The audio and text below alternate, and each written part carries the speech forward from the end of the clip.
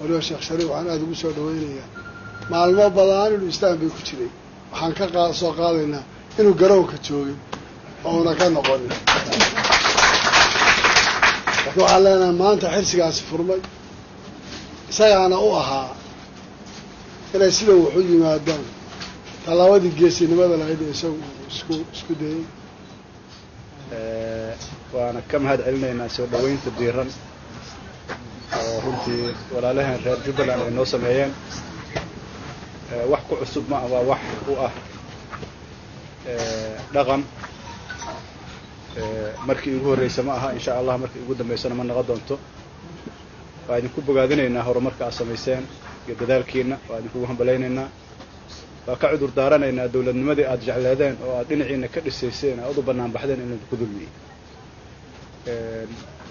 in mataqaanaa waxa laga shaqeynayay in dawladnimada cadaaladeedu cid walba ay gaarto maanta waxaa nasiib darro ah cadaalad darradeedu meel walba inay gaarto laga soo bilaabo magaalada Muqdisho ilaa meesha ugu dambaysa laakiin waxaan aaminsanahay dadka Soomaaliyeed dad xura oo fahamsan waxa ka maqan iyo waxay rabaan inay yihiin fursad weyn ay noo tahay maanta gogoshaana loo fidiyay sida walaalkay madaxweyne Axmed Madoobe uu ka dhawaajiyay على مسار كلية معها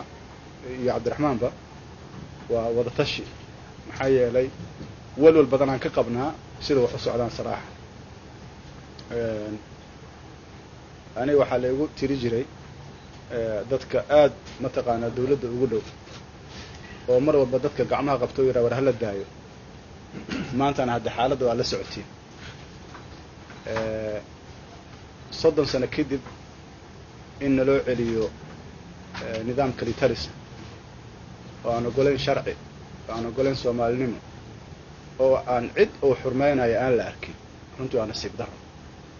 laakiin waxa ilaahay mahadiisa inaan ku wada baraarugsanahay oo wada joogno taladeeda wada leenahay Soomaaliya meeshay joogtana ay diyaar u tahay inay ka qayb qaadato waa jecelnahay dawladnimada sharciga inay ixtiraamnaan rabnaa waxa rabnaa laakiin dawladuna inay ixtiraamto waxa yaroo noo qoran muhiim inoo yihiin ma dhamaystirno waa run laakiin waxa rabnaa isaga in lagu dhaqmo si loo gaaro mid dhameystiran oo aan ka wada qayb qaadan marka ma rabno runtii in dawladnimada ay u dunto sharciga lagu dhaqmi waayo dadka Soomaaliyeed waxay ku wada joogeen sharci ku wada joogeen waxay u wada dhasheen oo Soomaalinimo ahalnimo ah laakiin waxaan rabnaa in lagu daro sharci waqti badan lagu soo bixiyay dawladda koobaad lagu doorto maaha dawladdan waa dawladda labaad lagu doorto marka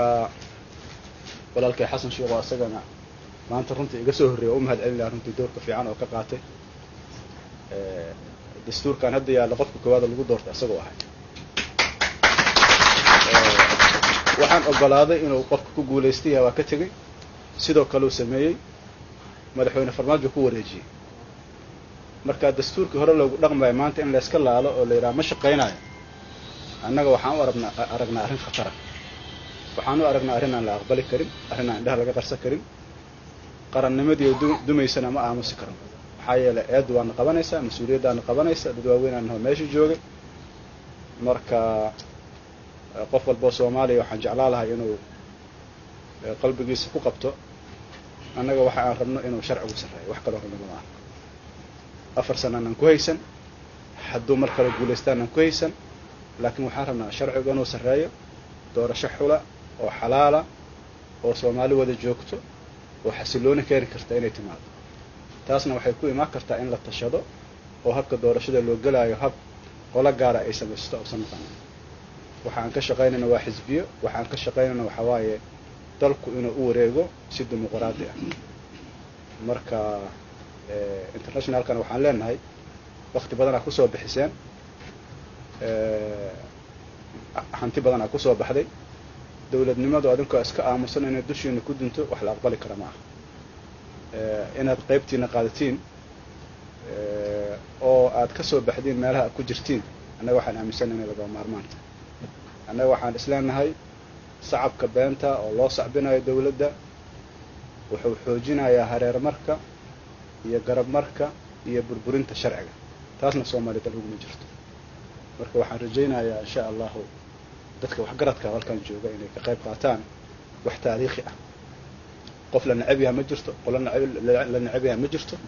annaga waxaan jecelnahay sharciga in lagu dhaco marka hadallada beenta ummadda lagu wareeriyay waxaan leenahay waxba sooma kordhinayaan waxaa loo baahan yahay waa dawladnimo taasaan isugu nimiday taasaa madaxweyne farmaajo asagoo 40 maalmood